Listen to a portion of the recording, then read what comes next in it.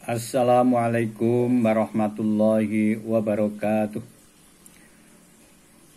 Bismillah, alhamdulillah, assalatu wassalamu ala rasulillah wa ala alihi wa ashabihi wa mawalah, la khawla wa la quwata illa billah. Qala Allah ta'ala fil Qur'anil Karim, a'udzu billahi minasyaitonir rajim. Inna syaitona lakum aduwwum mubin. Jamaah santri Ponpes Nurul Iman Margo Sairi Salatiga, hadirin hadirat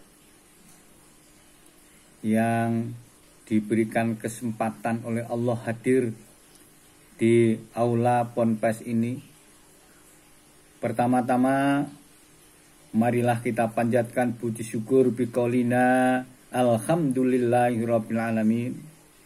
Pada kesempatan ini kita diberikan kekuatan lahir dan batin untuk dapat menggunakan nikmat Allah, yakni sehat dan sempat yang sering dilupakan, diabaikan. Alhamdulillah kita bersyukur tidak mengabaikan dan mengindahkan, kita gunakan untuk sholat berjamaah, kemudian mengikuti kegiatan kuliah subuh pada hari ini. Sholawat serta salam semoga selalu dilimpahkan keharibaan Nabi Agung Muhammad SAW, yang senantiasa kita ikuti apa yang menjadi sunnah-sunnahnya, dan kita mengharapkan kelak di yaumil akhir mendapat prioritas syafaatnya. Amin. Jamaah rahimakumullah, kesempatan ini kita bahas syaitan, iblis, merasa atau putus asa. Pada masa Rasul Muhammad SAW, ada laki-laki bertanya kepada beliau, "Sesungguhnya saya melakukan dosa." Rasul menjawab, "Mohon ampunlah, beristighfarlah kepada Allah." Laki-laki itu pun beristighfar kepada Allah sambil menyampaikan, "Sesungguhnya aku telah bertobat. Kemudian aku memulai lagi, hai Rasul." Rasul Muhammad SAW pun menjawab, "Setiap kali kamu melakukan dosa, maka mohonlah ampun kepada Allah Subhanahu wa Ta'ala."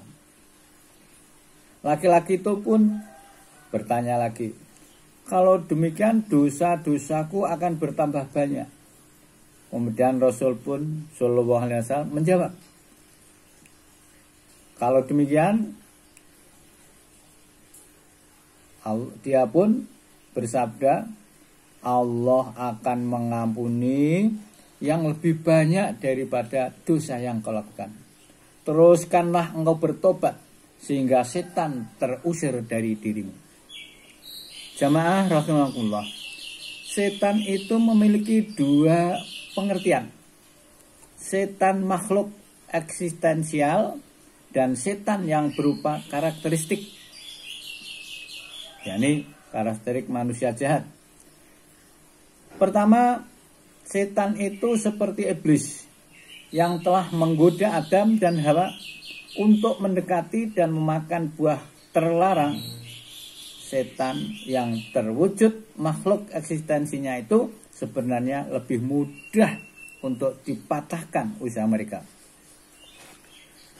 Kemudian setan yang kedua adalah setan yang berupa karakteristik manusia jahat. Artinya diri manusia itu menjelma setan, bukan dalam arti jasmani maupun rohani, akan tetapi dalam arti jiwa. Jiwa manusia bisa berubah menjadi setan, yakni ketika apa yang ada di dalam jiwa tersebut menunjukkan karakteristik setan, iblis. Namun kita tidak perlu takut akan hal semacam itu. Beristighfarlah kepada Allah. Hal ini sebagaimana sebuah riwayat hadis yang telah saya sampaikan di atas dalam bab pertama. Jamaah rahimakumullah.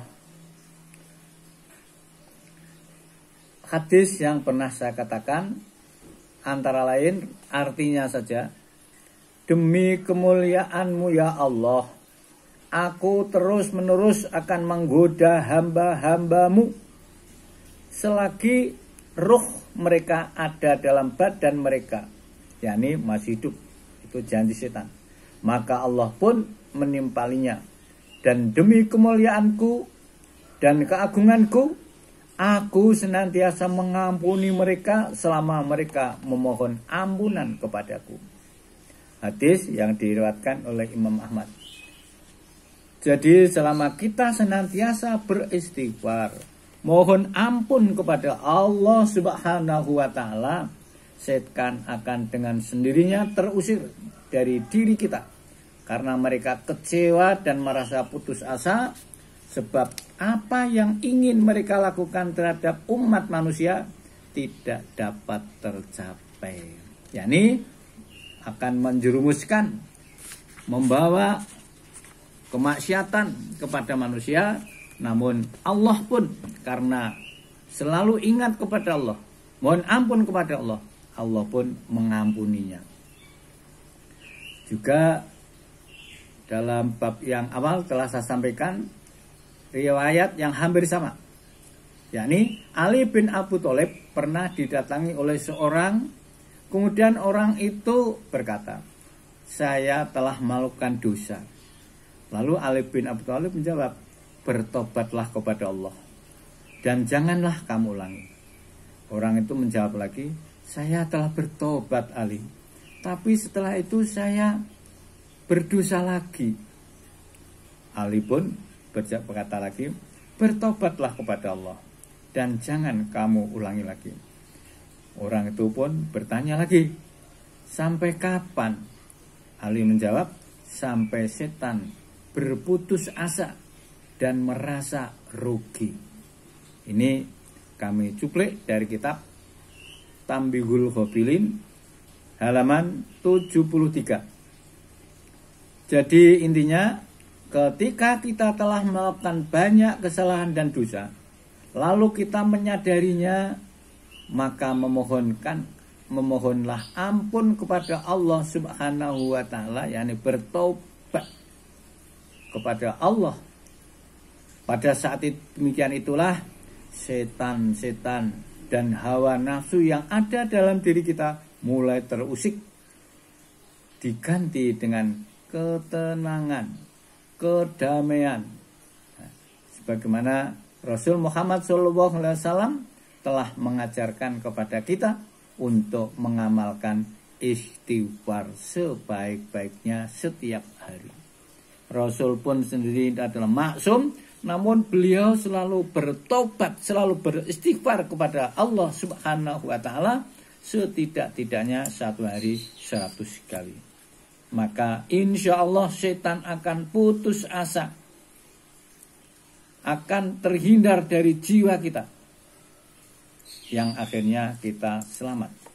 Semoga manfaat, dan kita hendaknya mohon untuk bersama-sama dijaga oleh Allah Subhanahu wa Ta'ala, tidak melaksanakan kemaksiatan, dan apabila terlanjur berbuat maksiat, cepat-cepatlah diberikan kekuatan untuk bertobat kepada Allah Subhanahu wa Ta'ala.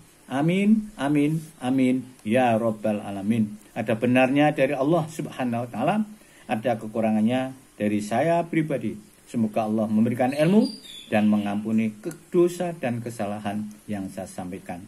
Kurang lebihnya mohon maaf. Wallahu muwaffiq ila aqwamit thoriq. Wassalamualaikum warahmatullahi wabarakatuh.